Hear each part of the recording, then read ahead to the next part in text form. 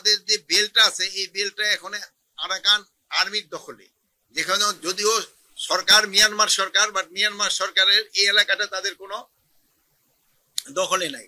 এই জন্য এই কোস্টগার্ড বিজিবি তাদের কাজ করতে অনেক সময় অনেক সমস্যা হচ্ছে, কিন্তু তারা খুব সফলতার সাথে কিন্তু তাদের দায়িত্বটা পালন করতেছে। এই জন্য আমাদের ওই বর্ডার আমাদের সম্পূর্ণ নিয়ন্ত্রণে আছে, এখানে কোনো ধরনের সমস্যা আমাদের নেই।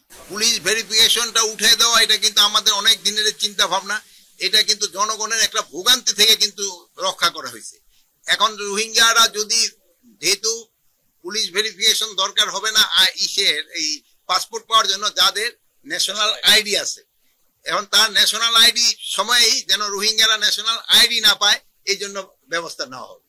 যারা পেয়েছে তাদের ক্ষেত্রে আবার রিভিজিট করা হবে যদি এরকম কেউ পেয়ে থাকে, বাট আছে কিনা এটা সংখ্যা তো আমরা জানি না। আমাদের এলাকার ভিতরে ঢুকে কোনোটাই নাই, যেহেতু আপনারা জানেন অনেক সময় আমাদের জেলেরও ধরতে ধরতে তারা তো সীমানা বোঝে না, যখন তাদের জলসীমানায় চলে যায় সেই সময় তারা, আমরা সব জনতারই কিন্তু নিয়ন্ত্রণ করতে পারতেছি। শুধু এক জনতারে তো বলতো না, বিভিন্ন জনতা বিভিন্ন ধরনের সমস্যা ক্রিয়েট করতেছে। এখন সব জনতা নেই, কিন্তু নিয়ন্ত্রণের দায়িত্ব আমাদের। এখন কোন জনতা কিসের জন্য ক্রিয়েট করে ওইগুলো কিন্তু আপনার একটু দেখতে হবে। এই জন্য সবাইরই কিন্তু একটু সজাগ হইতে হবে। দেশের যেটা ভালো হয় দেশের জন্য ওইটাই শুধু করতে হবে, আমাকে দেশকেও ভালোবাসতে হবে, আমাকে দেশের জন্য যেটা উপকারী ওইটাই আমাদের করতে হবে। আমাদের নিজস্ব ব্যক্তিগত লাভের থেকে আমাদের দেশের লাভটা বেশি দেখতে হবে। কিন্তু আপনারা এটার ক্ষেত্রে আরেকটা বেশি সম্বন্ধে লাগবেন যে দুর্নীতি।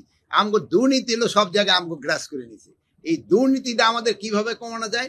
যদি দুর্নীতিটা কমানো যায় তবে আপনারা দেখবেন সব সেক্টরে আমাদের উন্নতি হবে, সব সেক্টরে উন্নতি। আমি তো বলি যে আমাদের বড় সমস্যা দুর্নীতি। যদি আমরা দুর্নীতি করি আপনারা প্রকাশ করে দেন। আমরা যতজন অফিসারকে আইনের আওতায় আনছি, কোনো সময় এই 53 বছরে কোনো পুলিশ কর্মচারী এরকম আইনের আওতায় আনা হয়েছে?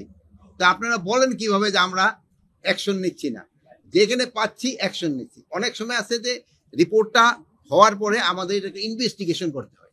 ইনভেস্টিগেশনের সময়টা, অনেক সময় ইনভেস্টিগেশন করে দেখা যায় যে কিছু অনেক খবরে সত্যতা পাওয়া যায়, আবার কিছু কিছু খবরে কিন্তু মোটিভেটেড খবরও পাওয়া যায়। এই জন্য যেইগুলির ক্ষেত্রে সত্যতা পাওয়া যায় ওইগুলির ক্ষেত্রে আমরা অ্যাকশন নেই।